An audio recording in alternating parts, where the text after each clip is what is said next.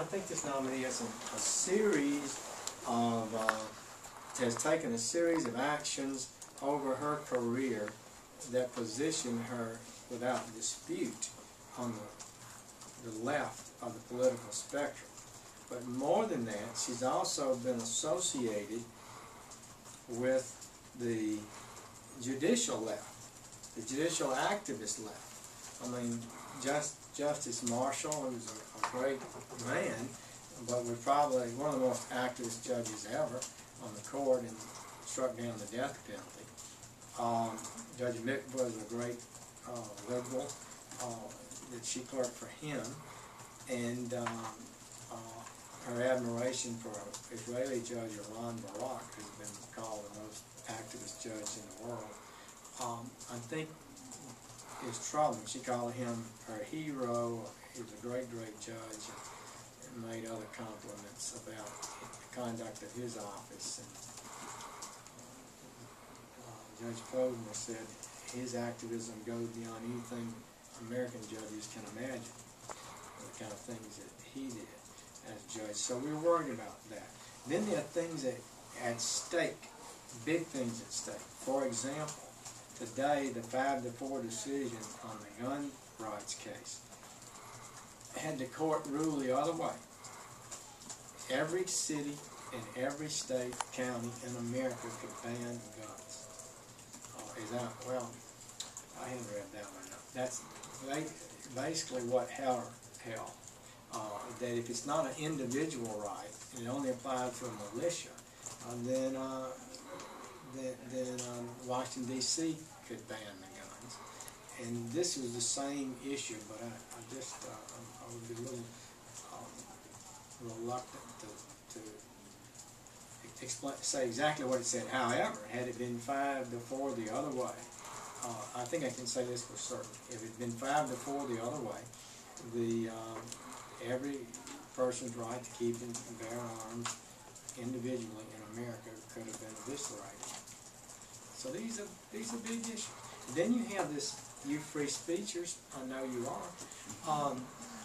Think about this. In her first argument before the Supreme Court, she contended that the Constitution, the right to free speech and press, guaranteed in the First Amendment of the Constitution, could be rewritten, in effect, to say that except the government can ban the publication of pamphlets dealing with political subjects near an election.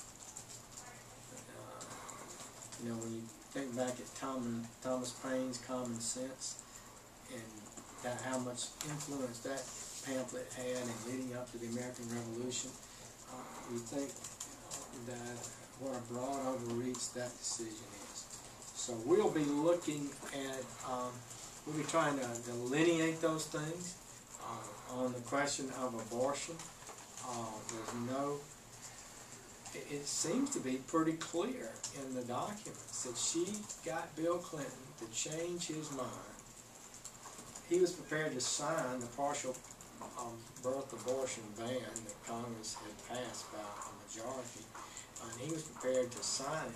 She got him to change his mind and veto it. And then it failed with 65, I believe, votes. You had to have 67. We got 65 to override President Clinton's veto. 65 senators to override it. Yet it held, and she was the advocate for that.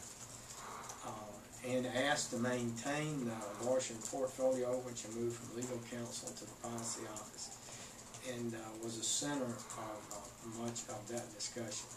Now, some continue to spin that, well, she supported less restrictive partial birth abortion legislation.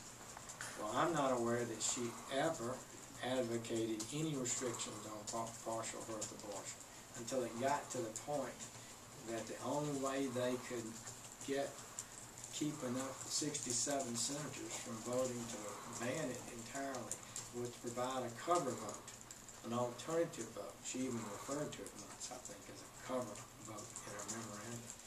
And so this gave cover votes for some Democrats who didn't vote to override, and thus allowed the procedure, horrible as it is, to continue. Y'all got any questions?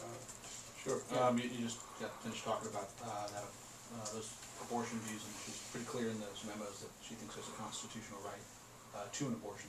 Is that disqualifying for you? Is that reason enough to vote against her? Well, her approach to abortion is very troubling. I think the Supreme Court has been in error about its constitutional interpretation on those issues, and so it's a negative to me if that's her personal view rather than just saying I accept the ruling of the court.